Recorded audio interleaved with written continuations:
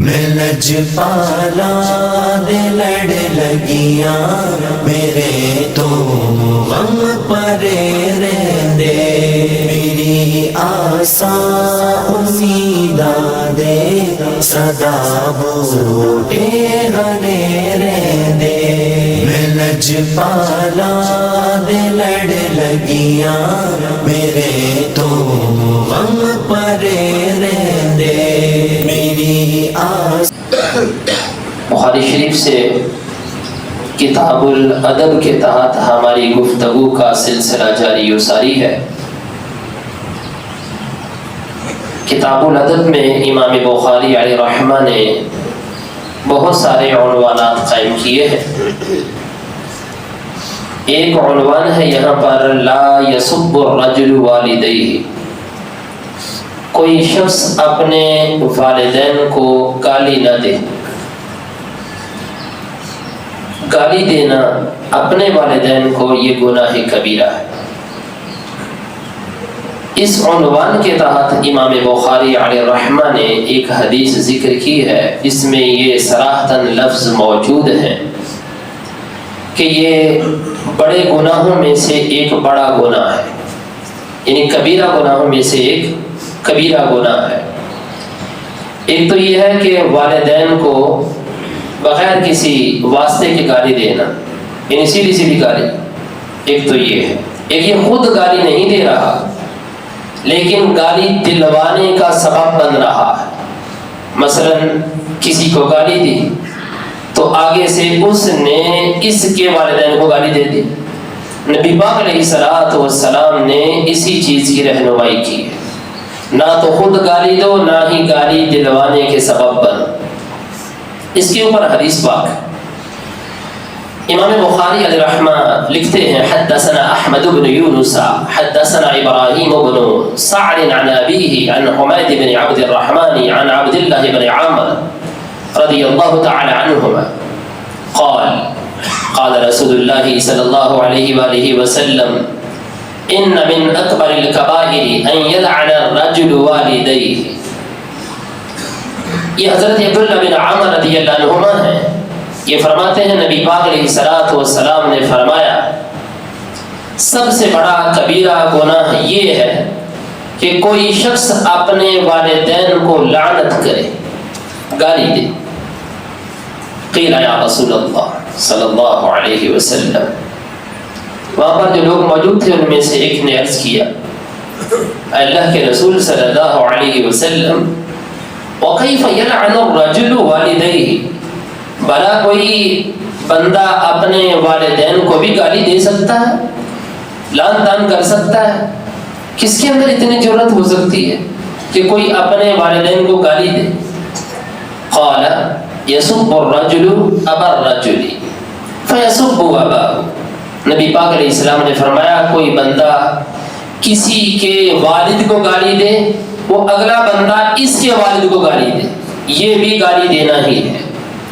وَيَسُبُّ أُمَّهُ فَيَسُبُّ أُمَّهُ، اور یہ کسی کی ماں کو گالی دے اور اگلا بندہ اس کی ماں کو گالی دے۔ فرمایا یہ بھی ایسا ہی ہے جیسے کوئی بندہ خود اپنے والدین کو گالیاں نکال رہا۔ تو لہذا نہ تو خود گالی دی جا سکتی ہے، یہ حسن ادب ہے۔ یہ کتاب الادب کے تحت حدیث پاک لانے کا جو مقصد ہے امام بخاری کا وہ یہ ہے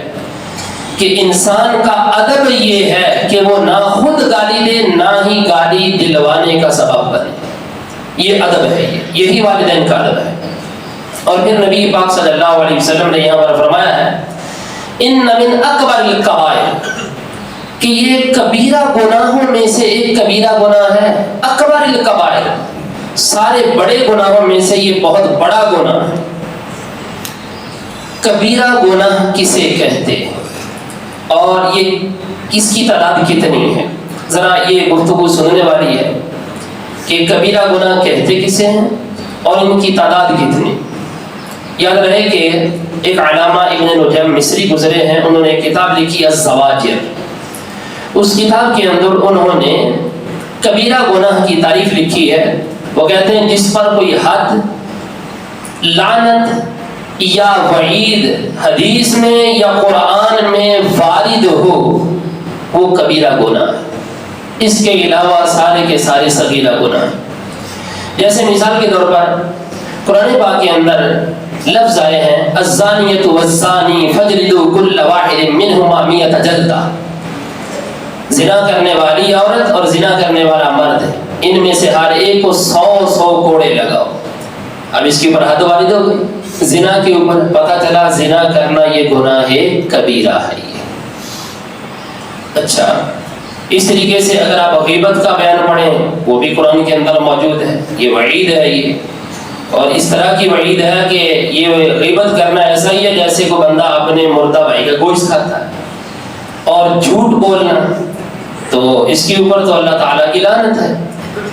احادیث میں دیکھیں یا قرآن کے اندر دیکھیں کوئی ایسا کام جس کے اوپر کوئی حد ہے یا لعنت ہے یا پھر جو ہے وہ اس کے اوپر وعید بیان کر دی گئی ہے، وہ کبیرہ گناہ ہے۔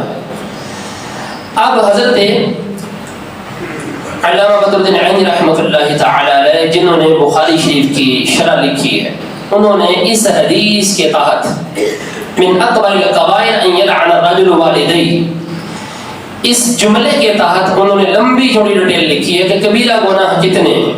انہوں نے مختلف اقوال یہاں ذکر کیے ہیں، میں ان میں سے چند آپ کی گوش گزار کرنا چاہوں گا۔ آپ لکھتے ہیں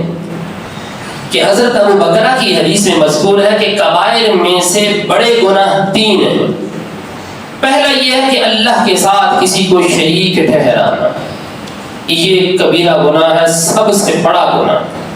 اللہ کے ساتھ کسی کو شریک ٹھہرا دینا۔ دوسرا یہ ہے ماں باپ کی نافرمانی کرنا۔ تیسرا یہ ہے جھوٹ بولنا، اور اسی کے اندر جھوٹی گواہی دینا، جھوٹ بولنا اور جھوٹی گواہی دینا، یہ 3 گناہ کبیرہ ہیں۔ پہلا اللہ کے ساتھ شریک، اور دوسرا والدین کی نافرمانی۔ آپ جہاں جہاں بھی یہ حدیثیں پڑھیں گے وہاں وہاں آپ کو نظر آئے گا کہ اللہ تبارک و تعالی کے ساتھ شرک کرنا یہ سب سے بڑا گناہ، اور دوسرے نمبر پر والدین کی نافرمانی۔ اچھا، یہ جو والدین کی نافرمانی کا لفظ بولا جاتا ہے، یہ نافرمانی کا مطلب کیا ہے؟ نافرمانی کا مطلب یہ ہے کہ والدین کو کسی کی طرح، کسی بھی طرح ان کو تکلیف دینا، چاہے تھوڑی تکلیف ہو چاہے زیادہ تکلیف ہو، کسی بھی طریقے سے اگر ان کا دل آپ کی ذات سے دکھتا ہے تو یہ آپ کی طرف سے نافرمانی ہی شرع کے اندر متصور ہوگا۔ امام بزار نے لکھا حضرت بریدہ کی حدیث سے، اور اس کے اندر یہ لفظ بھی زیادہ کیے ہیں کہ فاضل پانی دینے سے منع کرنا، مطلب کسی کے پاس پانی وافر مقدار میں موجود ہے اور اگلے بندے کو پانی کی حاجت ہے اور آپ اس سے پانی روک رہے، چاہے پینے کے لیے ہے چاہے کسی اور مقصد کے لیے، آپ اپنا پانی روک رہے ہیں، اس کو نہیں دے رہے، تو یہ بھی ایک گناہ کبیرہ ہے۔ اور پھر جو ہے وہ ساتھ لکھا ہے کہ نر جانور کو یا نر حیوان کو دینے سے منع کرنا، یہ بھی ایک گناہ کبیرہ ہے۔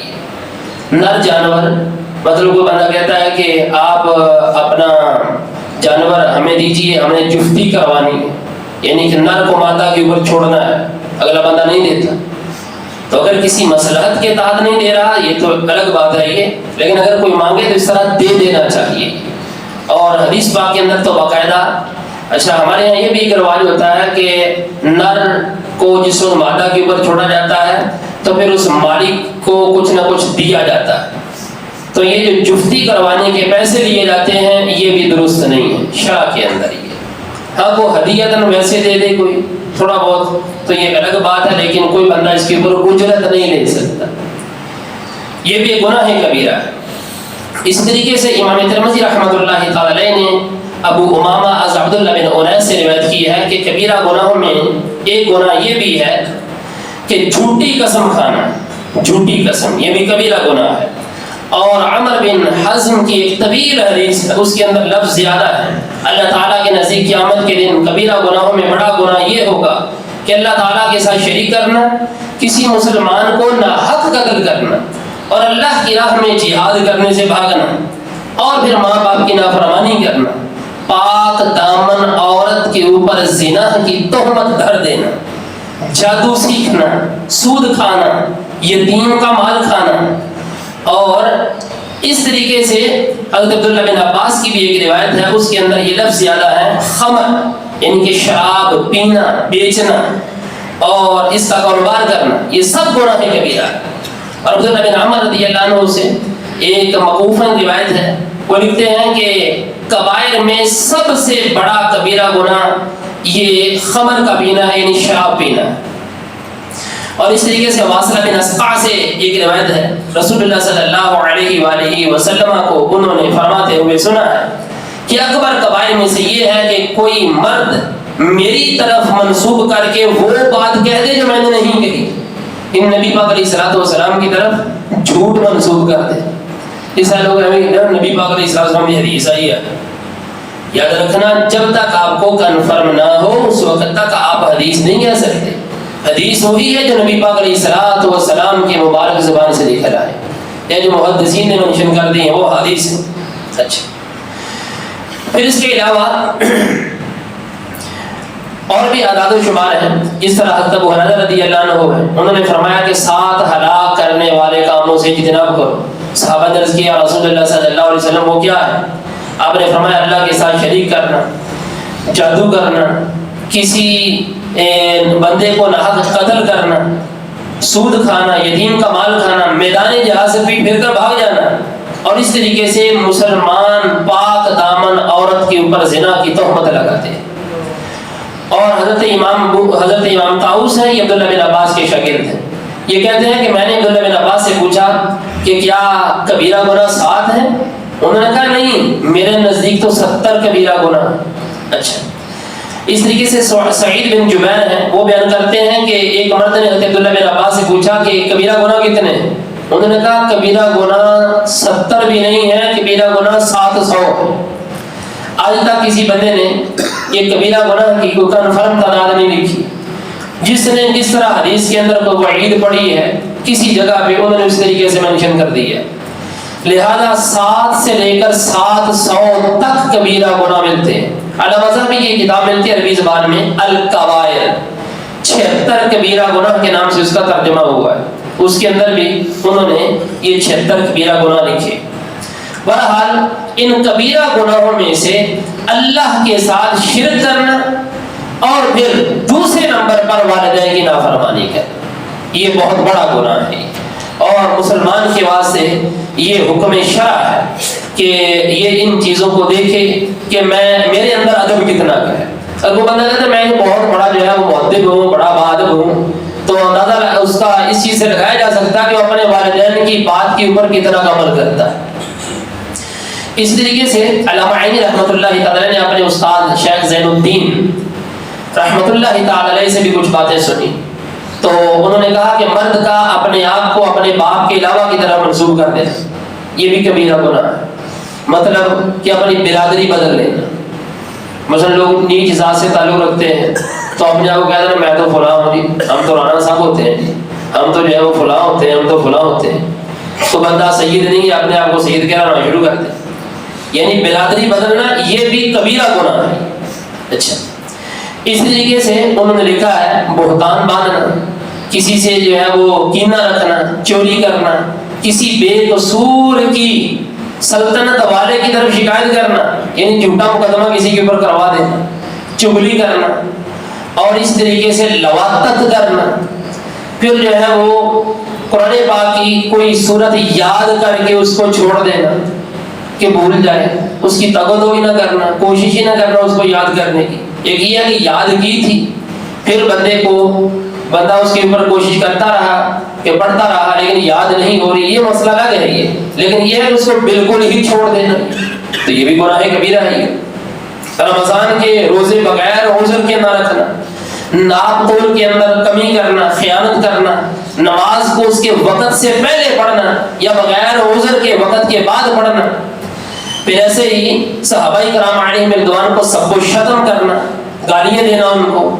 رشوت لینا، نیکی کے حکم دینے کو اور برائی سے روکنے کو قدرت کے باوجود ترک کرنا، کسی جاندار کو جلانا، اور عورت کا بغیر کسی سبب کے اپنے شوہر کے پاس نہ آنا، اور ایسے ہی حفاظ یعنی قرآن کے حفاظ اور اس جیسے جو دیندار لوگ ہیں ان کو ان کی دینداری کی وجہ سے برا سمجھنا، اور بلا عذر مردار کھانا، یہ سارے کے سارے کبیرہ گناہوں کے اندر آتے ہیں، سارے کے سارے۔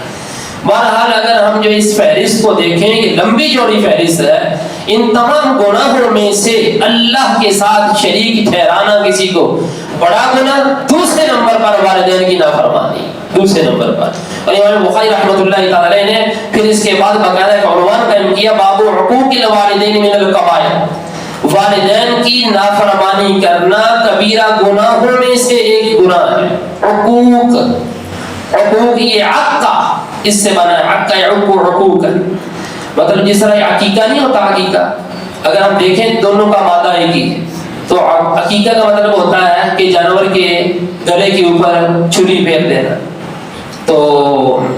یہ مثلا جو ہے وہ کسی چیز کو کاٹنا، یہ عقہ سے بنا ہے۔ تو ایسے ہی حقوق یعنی والدین کی نافرمانی، کہ جس وقت بندہ اپنے والدین کی نافرمانی کر رہا ہوتا ہے، گویا کہ اپنے والدین کے دل کو تار تار کر رہا ہوتا ہے، دل ان کا توڑ رہا ہوتا ہے۔ اس طرح یہ نہیں ہوتا کہ ہم نے فلاں کو آنکھ کر دیا ہے، ہمارے اس کے ساتھ کوئی لین دین نہیں، آنکھ مطلب یہ کہ ہمارا نافرمان ہے، ہم نے اس کو جو ہے وہ چھوڑ دیا تو قطع تعلقی کر دی۔ اور یہ ایک قانونی کارروائی ہوتی ہے، لیکن شرعی طور پر اگر کوئی بندہ کسی کو آنکھ کر دیتا ہے تو آنکھ ہوتا نہیں ہے کوئی بھی، ٹھیک ہے جی، یعنی کہ اس کے حقوق جو ہے اس کے ساتھ وابستہ رہتے ہیں، ایسا نہیں کہ وراثت سے محروم ہو جائے گا، کبھی بھی نہیں ہو سکتا یہ۔ نبی پاک صلی اللہ علیہ وسلم کی ایک اور حدیث پاک علامہ نے یہاں پر ذکر کی ہے، حدیث پاک سن لیجیے، گفتگو ختم ہو جائے گی۔ رسول اللہ صلی اللہ علیہ وسلم نے فرمایا، تین شخصوں کی طرف اللہ تعالیٰ قیامت کے دن نظر رحمت نہیں فرمائے گا،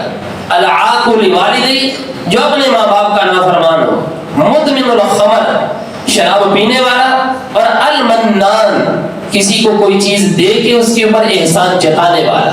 یہ تین اشخاص ہیں، ان کے اندر دوسرے نمبر پر وہ بندہ ہے جو اپنے والدین کی نافرمانی کرتا ہے۔ خلاصہ کلام یہ ہے کہ ادب یہ ہے کہ والدین کی فرما برداری کی جائے، خلاصہ یہ دعا ہے اللہ رب العزت ہم سب کو قرآن و سنت کے فہم کی برکتیں عطا فرمائے۔